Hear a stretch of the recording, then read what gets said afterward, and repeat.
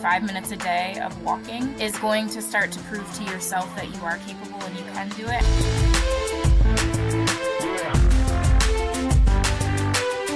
Welcome, everyone, to the Driving Vision podcast brought to you by the Zeigler Auto Group. And here with me, Auto Group Director of Talent Development, Mike Van Ryn. Welcome, Mike. Hey, thanks, Sam. Be sure to subscribe to the podcast, like it if you do, and leave a comment.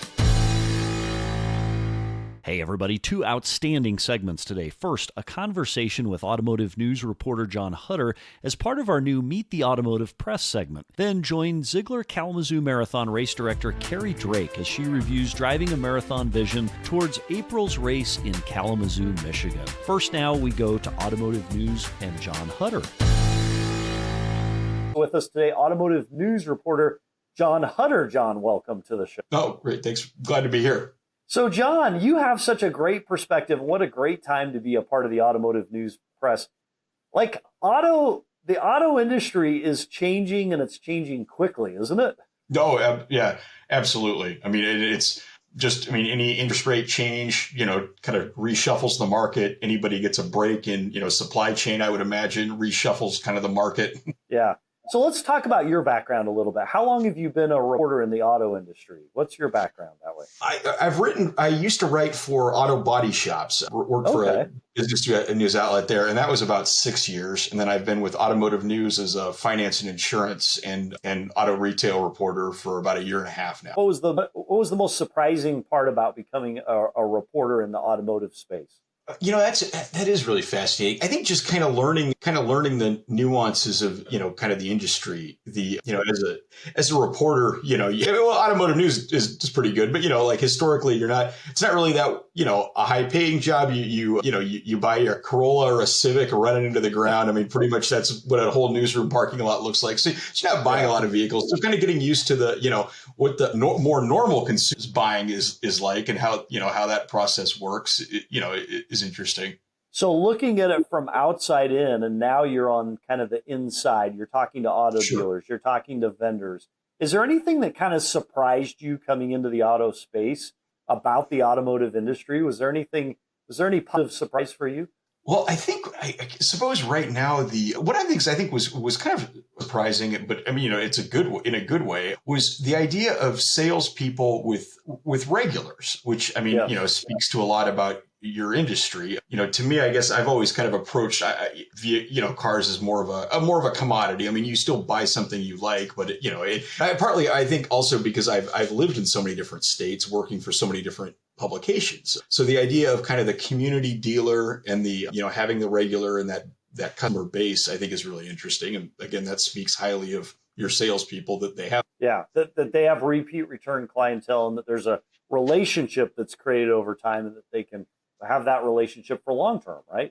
Exactly. I mean, like I said, I haven't lived in a single spot to that degree, or looked at vehicles in that way. So that's nice to see. Yeah. So you just came out with a big of auto news that released Monday, covering a bunch of different topics. So one of the things that's surprising to us in the auto world is the used car market, right? So Coming into COVID, values decreased.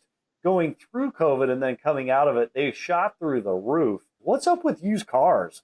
What's your perspective on? Well, it is interesting because from what we hear is there's still the pent up demand for new, and yet there's not as much of a supply of that, and at the same time the fleets, the rental car companies, the leasing has been down. The normal source of kind of late model used cars are also, short of supply as well. So it kind of keeps, used car prices are declining, but so far what we hear from most of the experts is, that it shouldn't drop off a cliff. Like there's still so much demand through the system. There's just not enough inventory in terms of new or late used, so it's not going to quite collapse to the same degree, to what maybe people were afraid of. So from your perspective, as you're talking to dealers and as you're talking to vendors, the age-old question we love that we get every day is when should I buy a car if I'm in the marketplace for a new or used cars? New New inventories are coming back up. Used values are increasing a little bit. Any insights into that from your perspective? Well, for the one I keep watching really, and this doesn't really help you on the use side, but on Power each month, they and LMC Automotive, they track what percentage of vehicles are being sold above MSRP. And from my perspective, if I'm looking to buy a new car, I would wait till at least it hit, it's down to 0% are being sold above, yes. or like a small percentage, maybe, like the Corvette or something like that, where it's huge high demand. And so I looked it up in February, their last estimate, and they might have locked in a final one, but they were 31% were being sold above MSRP. It's down from the high of 48% in July 2022 is what they've determined was the absolute peak in prices. So, as a consumer, if you're looking for new, I suppose I would kind of follow that pretty closely. And once it starts dropping to a level you can live with, or then you jump in. Yeah. Yeah. I mean, obviously you got to time it with interest rates, which is the other one. You've got two more Federal Reserve, what are probably going to be increases coming up in March and May. So there's that's other timing wise. But yeah, I guess I've been watching kind of the MRP percentage. So it's interesting. You talk about the interest rate changes. Cox came out this past week, and they talked about average rates for new and used vehicles. This was surprising to me and to my team. Guess what the average used car interest rate was in the month of February, according to Cox last week? I haven't looked it up. Did it hit 10%? 13.65%, according to Cox. And then also according to Cox on the new side, just under 10 at 8.67%. Yeah. Which is shocking. That's higher. Isn't that higher than what you would guess on used at almost 14? And then even all 9. That's interesting. Yeah. Yeah, it's fascinating. It's funny because you have some of the people who have really been in the industry for a while, have memories of it being that high. But for, I think, a lot of people and a lot of consumers, especially first-time car buyers, that's not something they've dealt with in a while. Yeah. And so how are you seeing stores dealing with that challenge? Because obviously a rise in interest rate technically puts pressure on payment, right? Are customers finding room for that payment, or are they sacrificing an already pretty expensive vehicle for that? Well, I approach it from an F&I perspective because that's that's my beat. Yep. We did find proportions. The Automotive News, we recently did a dealer outlook survey of the industry, and we found double-digit percentages of dealers that were planning on either assumed they would sell fewer F&I coverages per vehicle, or they thought their margin would drop in terms of the interest rate itself, or the revenue they make from being the middleman putting the customer together with the loan. So those are two things we're kind of looking at. The product one as an F&I person is something obviously I'm paying close attention to. What does that cut into products or anything like that, or does it or is it still or do they stay fine because customers need to still protect their investment, especially when they're paying X amount of dollars per month for it? Yeah. So the Auto News reported that in the public space, so auto dealers look at average generated per unit on profit. A couple of the publics actually had a decline in their average profit per unit out there. In fact, one of your headlines in this past episode or issue was 2 public CF&I profit per car fall in Q4. The rest seem to have either been flat or still had an increase. Yeah. Obviously, some of the factors that impact that you cite in the article Auto News does is inflation, interest rate, and then obviously increased value and the pressure that puts on. Any thoughts as you're working on these articles about kind of where we head from here? Does there continue to be that pressure? Do you see relief as we get into this new norm? Maybe the consumer becomes accustomed to it. What's kind of your take on that as you're talking with your client, the subjects you're interviewing in the world? Well, we did feature a guest column recently from a finance manager, and it was really the customers, and his take was, look, customers are gonna complain, but that's something that's kind of out of everybody's hands, and same with inflation. It's not, and it's kind of like you can, as a retailer, you can you just acknowledge it and kind of move on. It's because it's not anything, you empathize with them, I suppose, but it's not anything that can really be changed. And, I think his, take was, we're all kind of in this together right now. Yeah. So, I guess from his perspective, the customers do, ultimately kind of reach that acceptance stage, with this. I mean, the Fed does what the Fed's going to do. It's nothing that the consumer or the dealership can really change. And the lenders their cost of funds went up, so they have to react accordingly as well. Yeah.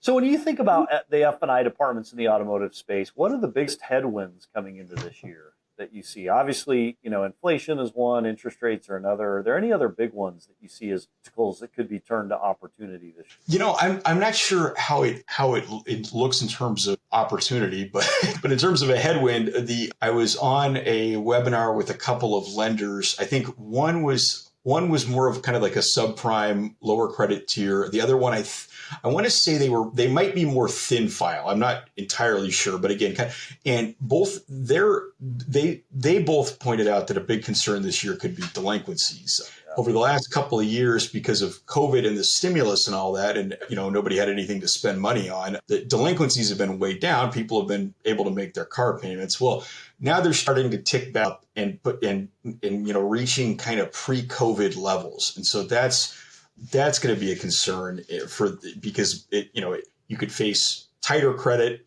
both for the dealerships and the customers. And then, there's, depending on, I guess, how quickly the person defaults on the loan, that could be an issue in terms of chargebacks for a dealership. The other headwind that is possible this year would be fraud. And that's something where, as a dealer, it's something that's been on the rise and also as a lender in the past couple of years. They say that can be kind of a double-edged sword with digital retail. It's a lot easier to, book a deal and you might not be who you're claiming to be. And that could be more of an issue. We kind of follow the point predictive trends, and that's something they seem to see as, a growing concern in the industry. What's the solution to the fraud piece? We've seen that, right? There's attempts on all sites, all angles to come either steal the vehicle flat out off our lot, or now more commonly it's to try to take it through fraud. I mean, that's a big problem. Yeah. Oh, yeah.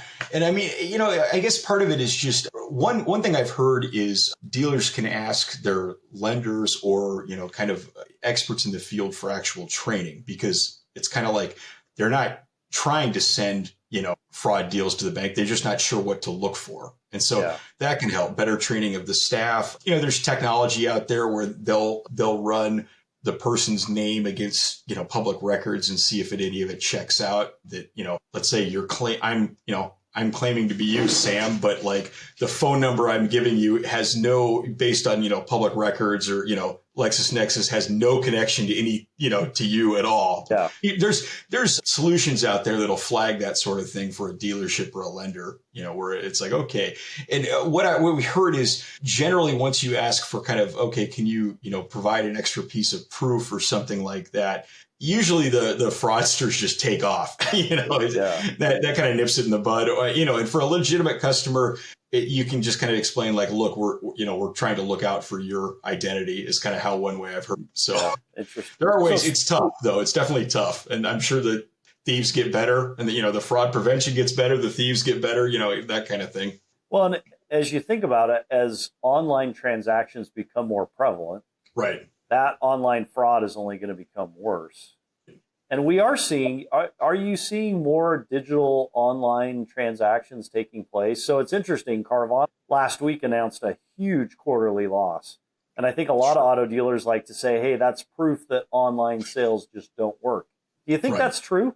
And it's funny, I'm actually looking at this and the concept of virtual FI in an article right now. And what I think you're going to run into is kind of more of a hybrid situation, because the number of people right now that are doing it truly online is very low. And there's a lot of people still want to come in and do like the test drive and that sort of thing. But what I think is going to be is coming is consumers doing a lot more of the transaction online, and then finally, show up in the dealership to confirm, okay, yeah, this vehicle, like the the feel is right, the sitting in here, I'm comfortable, it drives well. Like, I don't think you're going to replace that physical visit, but I think you're going to, from an efficiency standpoint, you're going to try to want to knock out as much of the transaction details as you can in advance. Like, apply for credit, maybe you've kind of made decisions about, maybe possibly even the F&I products. Financing is definitely one where people seem to that's going to move more and more in advance. Yeah. How will that move more? And actually, two questions for you. Sure. What is it about a vehicle transaction, as you're doing your research, that lends it to a human touch rather than just totally online? There was the day when everybody was predicting, hey, car sales will go online just like Amazon, right?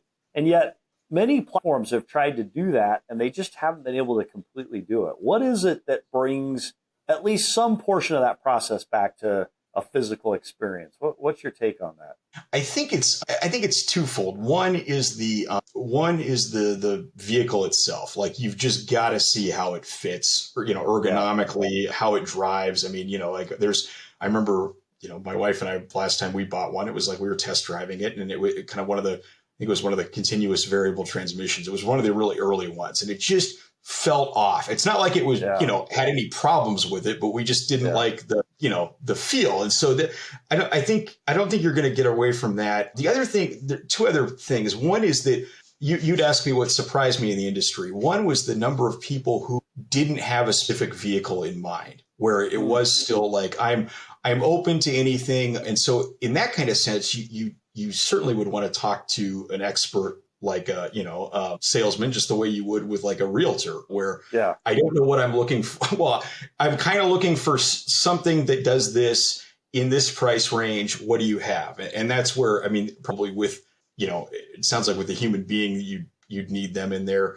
The other application I've heard is with the F&I products, is something that that you won't be able to do. It's funny. I follow, since I'm the beat reporter for Asbury, and they post their click lane statistics, which is their purely online one. And so I've been watching, and so far the human F&I managers are still selling about $200 more worth of products, than the computer is by itself. So there's certainly, there seems to be a demand to explain the products, to learn more about them. And so I do see a role for the human being there as well.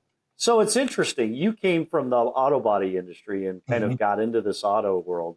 Some people don't grasp easily the difference between selling the physical car that you can touch, see, feel, get excited about, and then the intangibles of F&I. Did it strike you as odd that there were these kind of two separate parallel processes, and yet how they work together and kind of how they've become an important part of the purchase process?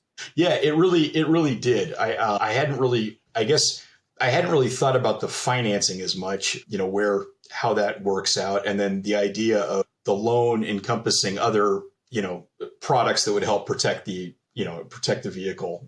So that was really interesting from a tangible sense. Also from a nomenclature standpoint, the fact that these products kind of act a lot like insurance, but technically they're not, coming in from traditional property casualty insurance. It's like, well, wait a minute, you can't call this insurance. No, it's not insurance. It's not, it's a contract, but it's not insurance. Yeah.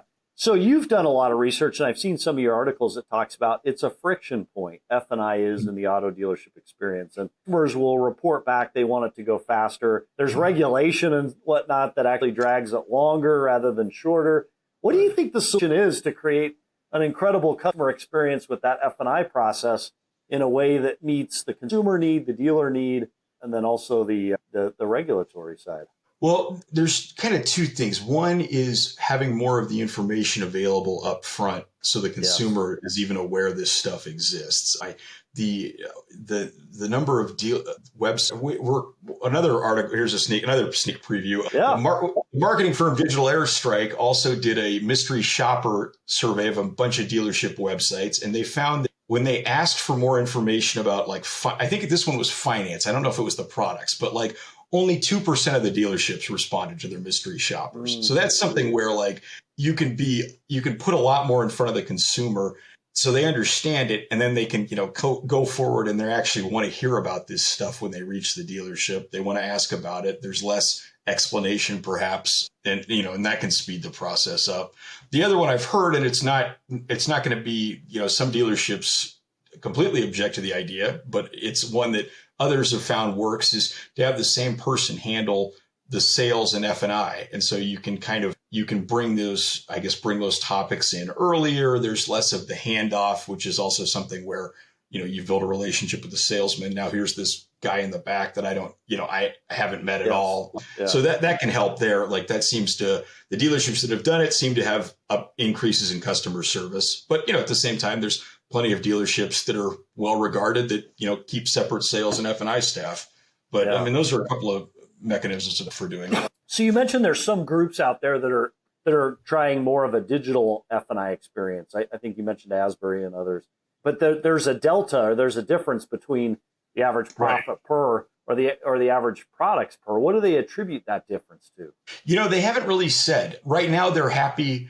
The big concern was going to be that the difference between the two was going to be much larger, like that, customers wouldn't self-select anything, and that hasn't been the case. So I think right now at this point, the people who are making that stuff available on right now are actually pretty happy with the results. It's like, it might be lower than the humans are achieving, but it's still really, really high. And so this isn't just we're not completely losing this, this revenue stream or, this part of the dealership entirely. So, but it'll be interesting to see what changes. I've heard customers do seem to, they do seem to self-select on their own. I guess the question is what gets them to pair. Yeah, it is interesting. That data that you shared from Digital Airstrike suggests if the customers know more about a product before they come in, they're actually more likely to self-select, right? So it's in our best interest to try to educate them as best we possibly can before they ever come into the finance office.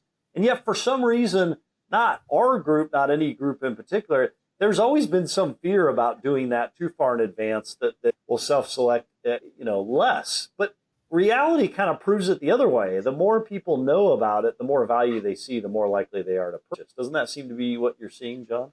I mean, I can't say I have specific data one way or another, but the one that always cracks me up is, I go to an F&I conference and Car Shield. I can't stand them. Sorry if they're an advertiser on this podcast. No, they're not. I can't stand those guys. And it's like, well, yeah, but they're advertising to customers. So if you've got a better product, which they all say they do, well, get that out in front of the customer. Because it seems to be working. Don't just wait for them to hope that it at the end of the process when you spring it on them that they're going to pick it. Because, that always, like I said, that one always cracks me up. It's like, why not, promote yourself more? Because it seems to be working for your competition. Yeah. And Car Shield being an example of one of those products where they call or telemarket, right? And they're trying to sell it over the phone. They buy registrations. And, I think that's a fascinating point, John, because the national averages say somewhere between 42 and 50% of people buy a service contract if given the opportunity. So often a process isn't followed to help create value or awareness or knowledge around that product.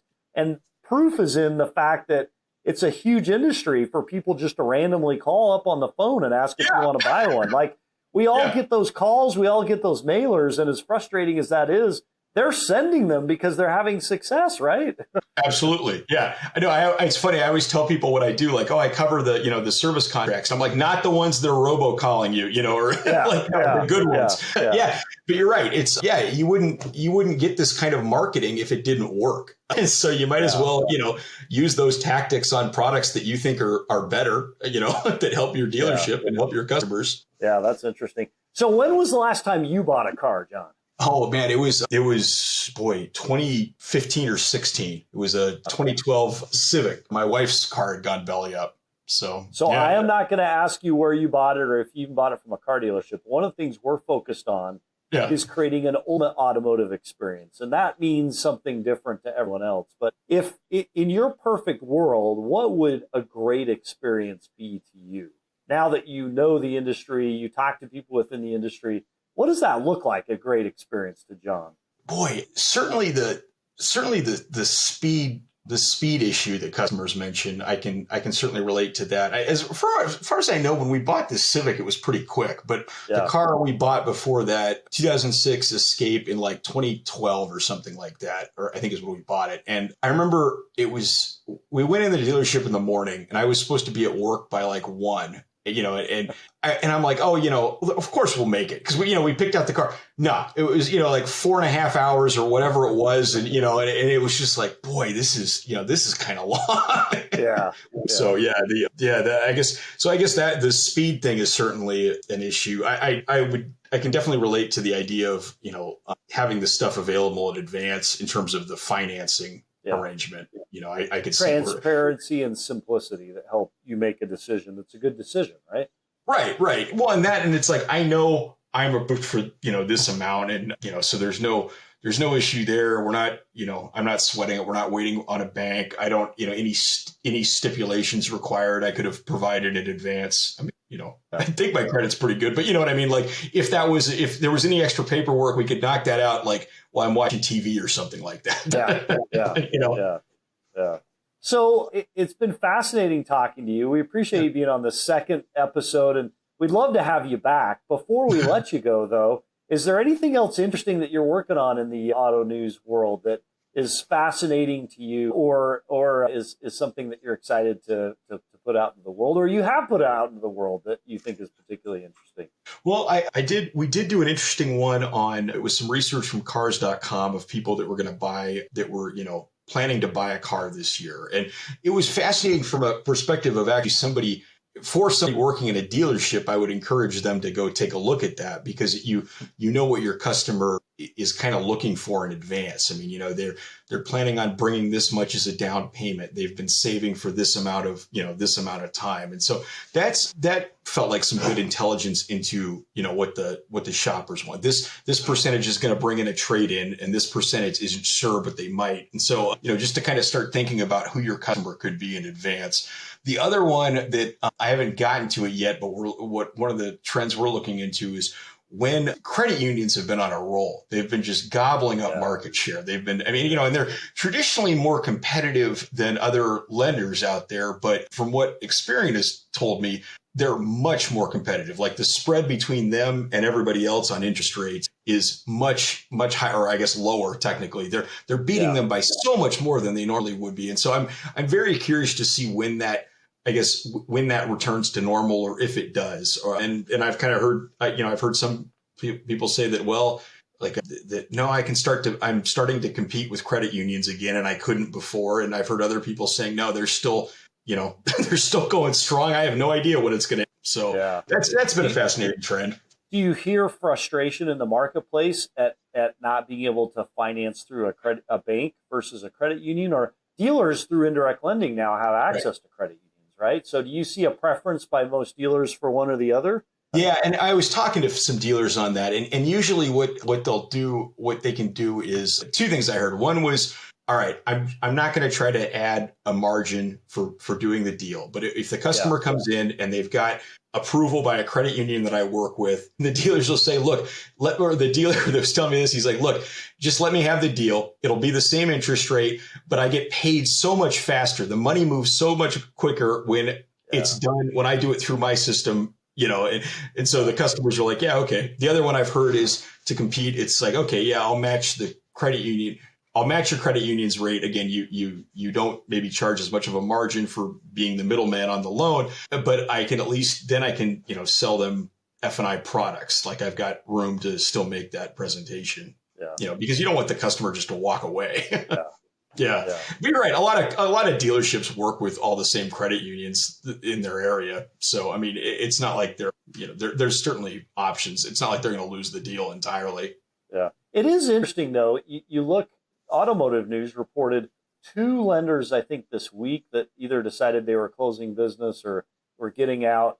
We've seen multiple lenders over the past month, right? Including some rather large names. If we're coming into a time with escalating interest rates, and if there's a big delta between credit unions, it does make an interesting point. What ends up happening to these traditional lenders that focus in the auto space? Adverse selection is a real thing. If they end up with the lower FICO and the higher risk loans, that's going to put pressure on their balance and their ability to provide a return. That probably doesn't serve the auto industry very well, does it? No, I mean, you're right. It's the, when we talked to when one of them, my colleague wrote one of the two lenders that went under, or not went under, stopped lending. And then we had one where I covered one where they were still lending, but they had done a bunch of layoffs, and and the deals were being funded more slowly. And so it's, that obviously that hurts the dealership because it's, it's a source of financing that isn't there anymore for their customers. And you're right. There is an adverse selection risk, I suppose. I think what lenders will try to do is you either get, there is new technology to kind of evaluate risk in ways that you maybe didn't before. The artificial intelligence and machine learning can help look at variables that maybe you didn't in the past. So that can help you kind of mitigate the risk and charge lower rates without, opening yourself up. So, I mean, that can kind of help, I think. That's probably the big one. The other one I've heard is just lenders trying to automate and streamline more of the process, where you don't, maybe you don't need a human to look at, like, I'm making this number up, like 70% of the loans that, they come in with these metrics, you're going to approve it. So what do you need the guy, let's move that faster. We can cut the expenses down and charge a little bit lower interest rates. Well, and the spin to us, we've heard that from some of our preferred lenders is, hey, we're going to automate the easy calls, and then we're going to put more human attention on the tougher ones and try to provide you better service. We all know, it saves some expense. And if they do that, then there's probably some benefit there. It's interesting. You mentioned the cars.com article. You mentioned automating lending and all that. There really is so much more data and AI assistance in what we do to make us better at what we do. The challenge is like just figuring out what data to look at, what to believe, right? There's so much data. And candidly, some of the data conflicts, right?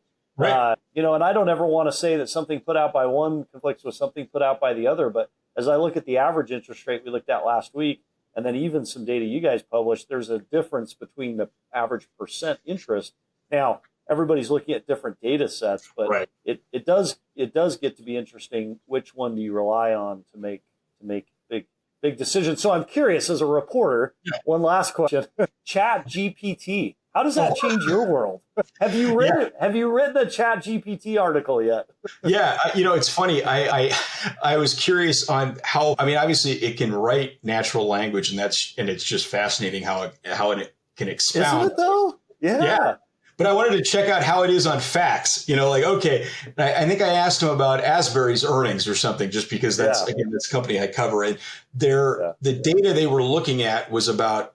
It might have been a year old or something like that. So I wasn't so a little bit more job security, I suppose, at least until they can, pull a fresh set. But no, the AI is fascinating. What it'll do, what's possible. Down the road, it does present some interesting copyright and ownership questions. If you can go to AI and ask it, hey, tell me what John Huetter's up to. And it will read all those articles that normally someone would have to pay to subscribe through Auto News, and they never come to your paper, but they still get the recap of. Isn't that kind of interesting that at some point the path to that revenue might even become more complex than it is today, in a day when most people get the Auto News, as an example, print, but it goes straight to the bin for me. Like, I read it online. I never read print paper.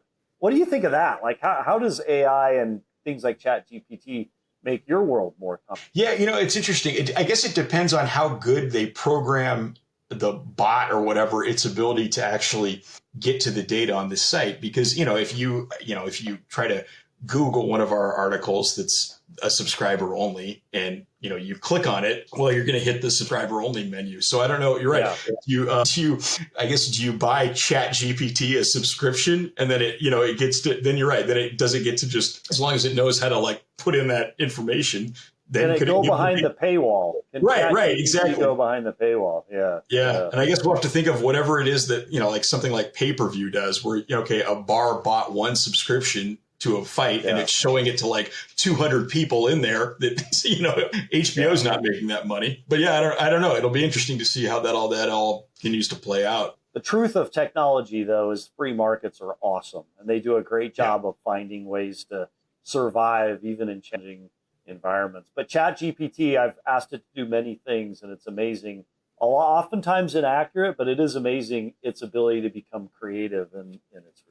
Oh yeah, just how like it does, I guess, stay on track as much as it does is really interesting. That it isn't just like, okay, you thought you trained it pretty well, but the model learned something that you totally didn't expect, and now it's just gibberish. But no, it's definitely fun to play with. Yeah. Well, John Huetter, absolutely appreciate you today. Thanks for being our second guest on Meet the Automotive Press and Vision. Appreciate you. Hope you'll come back soon. Great. Thanks, Sam. Hey, Carrie Drake, race director, Zeigler Kalamazoo Marathon. Welcome to the show. Thank you. Thanks for having me back. So, Carrie, there's some exciting stuff going on in the Zeigler Kalamazoo Marathon world.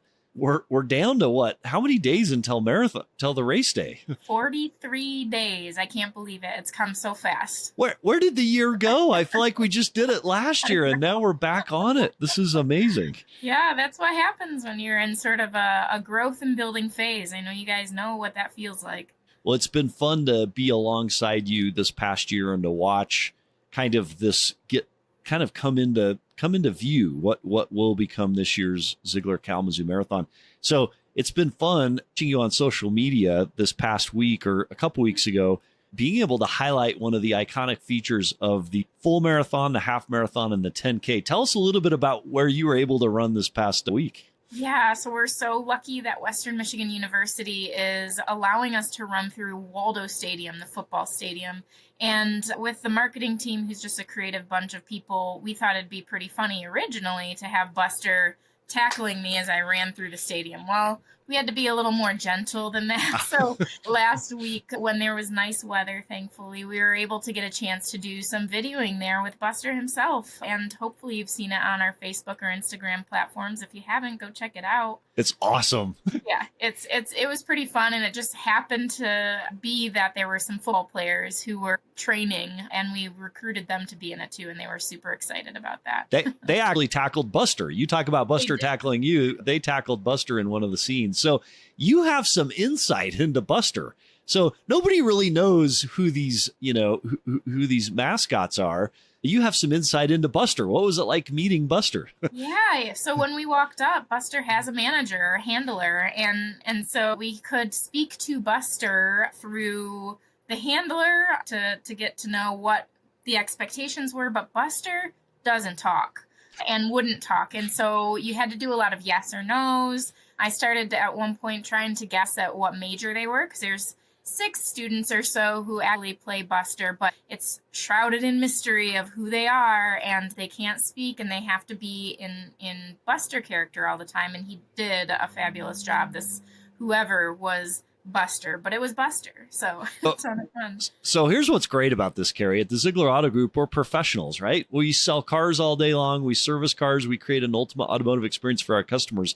It will be interesting as Team Zeigler participates in the Zeigler Kalamazoo Marathon because Buster will be there, right, on race day. Buster will be cheering you on. So here's what will be fascinating. Can Team Zeigler get Buster to speak? Yeah.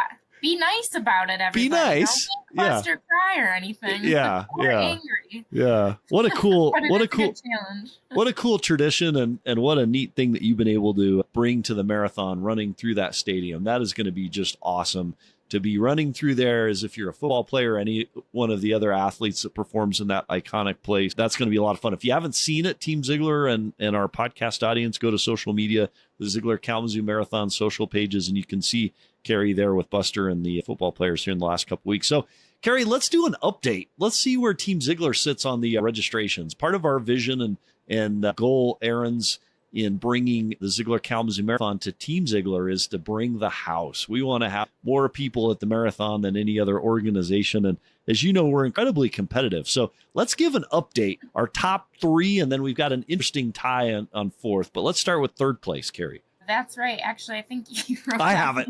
All right. Third place. Third place is corporate, right? That's not terribly exciting because we're a little biased because we're involved in it. Although I must tell you, Carrie, I will register this week. My name is not on the registration yet. So I'm glad some people disclosed that. I mean, that's important. I'm gonna disclose it. I will register this week. To the rest of Team Zeigler that is going to run and wants to be there, you just got to get that done. Brian Applin sent out emails with the codes. Make sure you register with the codes. All right, Carrie, 2nd place. Second and first place come from the same city. That's interesting. Yeah. So in second and first, I can remember that. That's Plainwell, but I think you have the exact. Second place is Plainwell Ford, which is pretty exciting. And then first place is Plainwell Chrysler. Congrats to them. The race is not over, so to speak. But here's the fascinating thing. In fourth place, we have a three-way tie. And fourth place could actually easily overtake first if they got any number of their employees to register. So in fourth place, three-way tie, Byrider, Motorsports, who we know will show up race day because they're local. And then congrats to the first out-of-area team coming from the Chicagoland. Orland Park Nissan is in this four-way tie. So Byrider, Motorsports, Orland Park Nissan.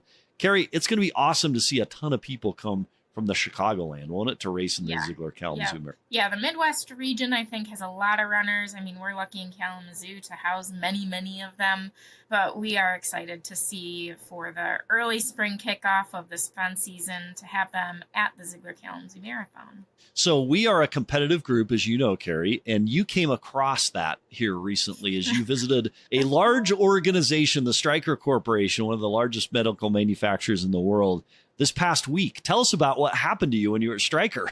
Yeah, so it was actually last month. We get an opportunity to visit a lot of our sponsors, and we were there during lunchtime at the Stryker Instruments campus, which is going to be another feature of our course for the marathon. And as I was sitting there, they assumed that I was a Zeigler employee and just said, "Hey, you're in the step challenge, aren't you, with Athletic Mentors?" And I said, I'm not sure what you're talking about. They said, "You work for Zeigler, right?" And I said, "No, I'm the race director of the race itself, but obviously work very closely with Zeigler because, they're our title sponsor." And they said, "Well, we're going to bring it during the step challenge." And they were just very excited to throw some shade your way. Well, so I'm here to tell you we are equally excited to throw some shade back. And in fact, someone from Stryker Corporate is going to come on the podcast, do a live stream with us shortly once they get the appropriate approvals.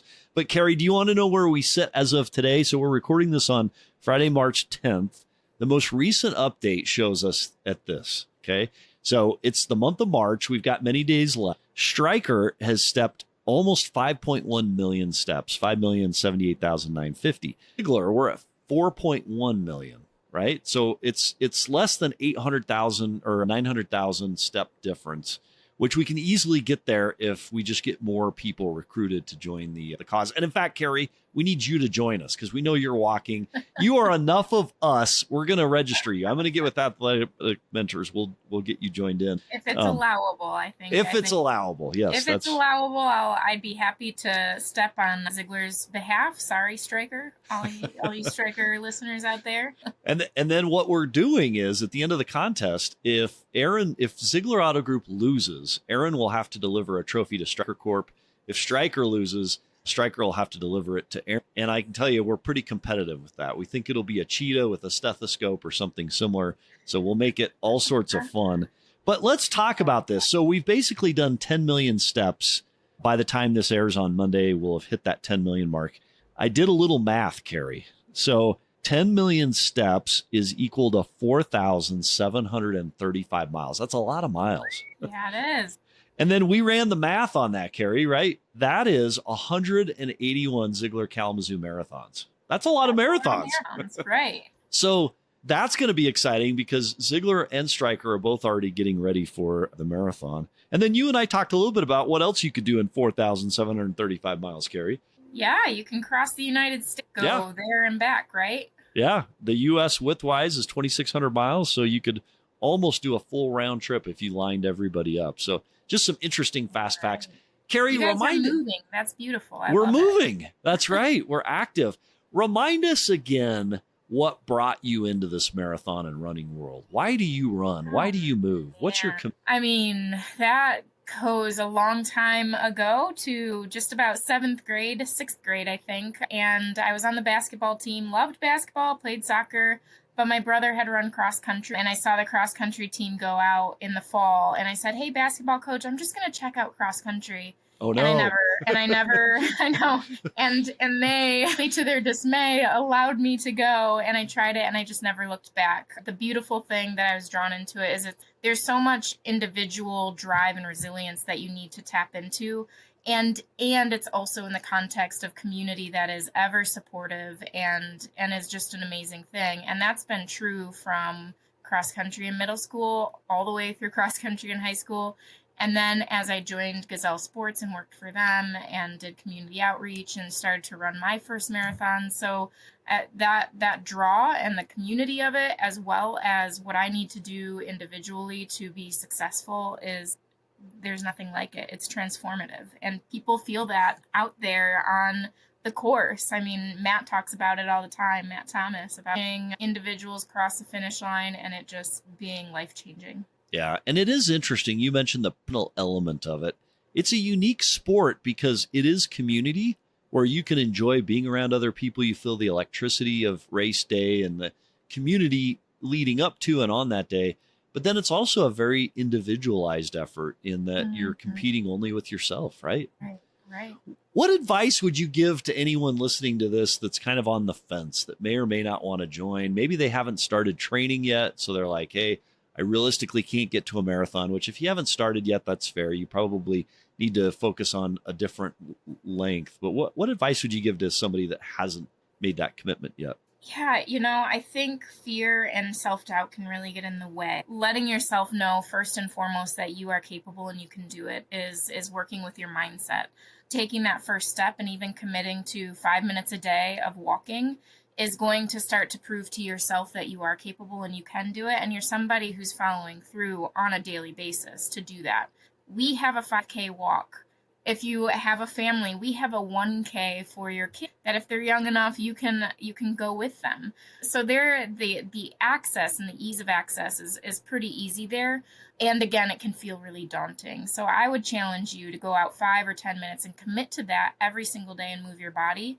And if you can do that between now and the Zeigler Kalamazoo Marathon, not only are you going to prove to yourself that you can keep a habit and you've built a habit, but then you start to build the foundation to go farther and farther. And if a marathon is your goal, you're going to get there because you've started to build that foundation today. That is awesome advice, Carrie. And to entire Team Zeigler, anyone listening to the podcast, take Carrie's advice. All the competition we talked about moments ago aside, we win as an auto group. We win as members and participants of the marathon by having as many people participate. Not time, not speed, not distance. Right. We are better for more being there. And it is going to be truly electric on race day, whether you're there to walk, to run, or even just to spectate or support or help. Carrie, if someone wants to be a volunteer on race day, how could they do that? How could they participate, reach out to you and let you know that? Yeah, head to our website, actually, ZeiglerKalamazooMarathon.com. And there's a section or a menu tab called Get Involved that has a drop down. You'll click volunteer and all our volunteer options are there.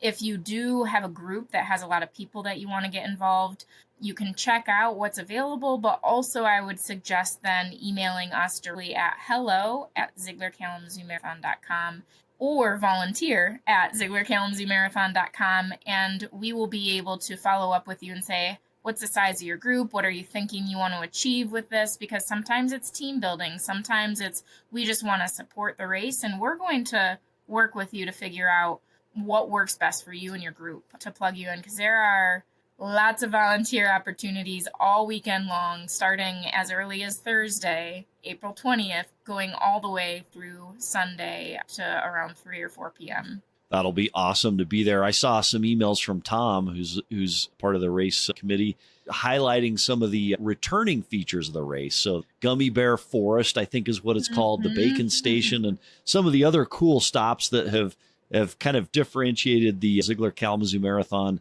from other races out there. It's going to be exciting to see those. Is there anything new that you can think of that's coming to the race this year that participants, that volunteers and others that show up may be interested in or excited to hear about? Yeah, I think the biggest piece that we are excited about beyond the events themselves on Sunday is Saturday. And we are going to create more than just the expo and packet pickup. We're creating a downtown Kalamazoo experience with other vendors and other businesses that are based there. So you're going to see things that are different than a typical expo. Not only will you have that expo experience with vendors, but you'll have Vintage in the Zoo hosting a mini mart. And Vintage in the Zoo is going to bring together a bunch of vintage vendors that you can check out. You're going to have some health checkups and a lot of engagement from Ascension Borges, which they had done in the past with the Borges Run. They weren't able to do it last year, but they're coming back crazily. They're going to have some awesome things. We also are adding a movement piece. So about every hour, starting at 11 to 3 on the hour, Orange Theory is going to be joining us and supporting us with some movement-based classes with awesome. with other businesses as well. There will be a car show component, and that might be creative, and we don't know exactly what that looks like, but we're ironing that out. And then Southwest Michigan First is going to do a parade of companies right on the mall, which means we're featuring the awesome companies that exist in Kalamazoo. It's just going to be a family-friendly event and something for everyone. DJ Check will be playing music there. We'll have beer and food trucks. Of course, non-alcoholic beverages will be available as well. So face painting, balloon animals, like a little bit of everything for everyone. So everyone can be down there. Everyone can participate in one level or another. Carrie, have you ever done an Orange Theory class? You mentioned Orange Theory and movement. I haven't. I'm here to tell you that is a tough deal, because the whole idea is you got to keep your heart rate in the orange, and they strap you onto a heart monitor. That'll be fascinating. I'm excited to see how they gamify that. So I love things that makes a game. We'll see. We had a preliminary conversation, so we'll see, but they're excited to be involved and get out in the community. I think since COVID, a lot of businesses and a lot of us just are ready to be together again. Yeah. Well, all right. Save me some bacon. Save me some gummy bears. I'm going to get registered this week. Team Zeigler, if you haven't done it, to everyone else out there, go to ZeiglerKalamazooMarathon.com to register for the race as soon as you can. Carrie, we appreciate you being here with us today, and thanks for all you're doing for the Zeigler Kalamazoo Marathon. Yeah, thank you. Get those steps in. A special thanks to Automotive News' John Huetter and Zeigler Kalamazoo Marathon's Carrie Drake for contributing to this week's episode. Until next week, how are you driving vision today?